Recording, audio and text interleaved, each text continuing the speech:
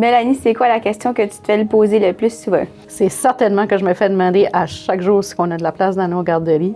Malheureusement, nos 3 garderies sont complètes. On est à pleine capacité. On aimerait ça pouvoir aider davantage de personnes. On a au-dessus de 400 enfants sur notre liste d'attente présentement. C'est pas un manque de volonté, c'est qu'on est lié par les normes et par le gouvernement par rapport à ça. Fait qu'on n'a pas le choix.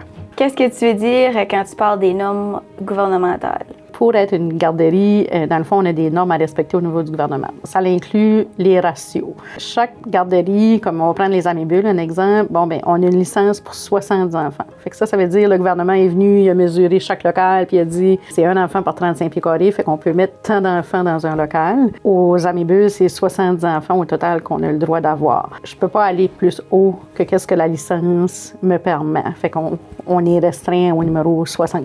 Ça varie d'une garderie à l'autre. Si on prend le Fort, à ce moment-là, c'est 118. Au Melbulle, c'est 117. Ça varie vraiment d'une place à l'autre. Fait qu'il faut respecter ça. Qu'est-ce qui vous empêche d'en ouvrir une autre garderie si vous êtes plein? On pourrait ouvrir une garderie demain matin, mais c'est qu'on ne serait pas désigné. Nos 3 garderies, présentement, c'est des centres de la petite enfance. C'est désigné par le gouvernement, ce qui veut dire que les parents ne payent pas le plein prix par jour. Ils vont payer 16 $ pour un enfant de 2 ans et plus, puis 19 $ pour un bébé. Ça fait une grosse différence. Fait que si je rouvre une garderie demain matin, puis que là, je dis à un parent, il faut que tu payes 45 $ au lieu de 16, ça devient plus compliqué, puis beaucoup plus de coûts aussi pour les parents, évidemment. On a moins de subventions de fonctionnement, puis on a moins de subventions salariales pour les employés. Fait que ça devient pratiquement comme pas possible de runner une garderie comme ça. C'est sûr que présentement, toutes les places désignées ont été données par la province. On travaille très fort pour ce gouvernement un petit peu pour qu'il nous écoute et qu'ils disent OK, comme on a un gros problème, on a plusieurs personnes qui sont sur la liste d'attente qui ont besoin pour aller travailler ou pour aller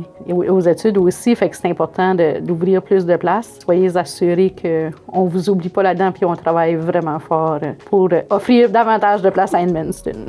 Si un enfant est propre, calme puis il prend pas de place, serais-tu prêt à faire une exception?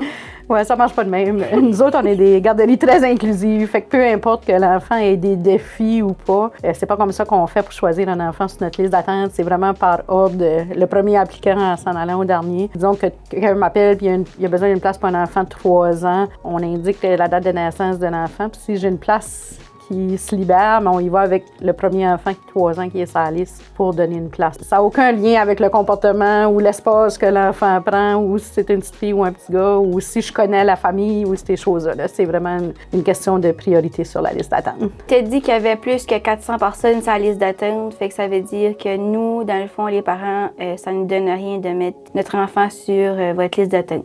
Non, pas du tout. Au contraire, comme je te dis, ça fonctionne vraiment au niveau catégorie d'âge. Fait que des fois, ça peut être des familles qui déménagent, qu'on a un spot qui s'ouvre à ce moment-là. Ou moi, je me sers de cette liste-là pour démontrer au gouvernement, regardez là, on a vraiment un besoin urgent dans notre région, puis on a besoin d'appui, puis d'écoute là-dessus. Puis c'est ce que je m'attends de faire prochainement, aller frapper aux portes des ministres.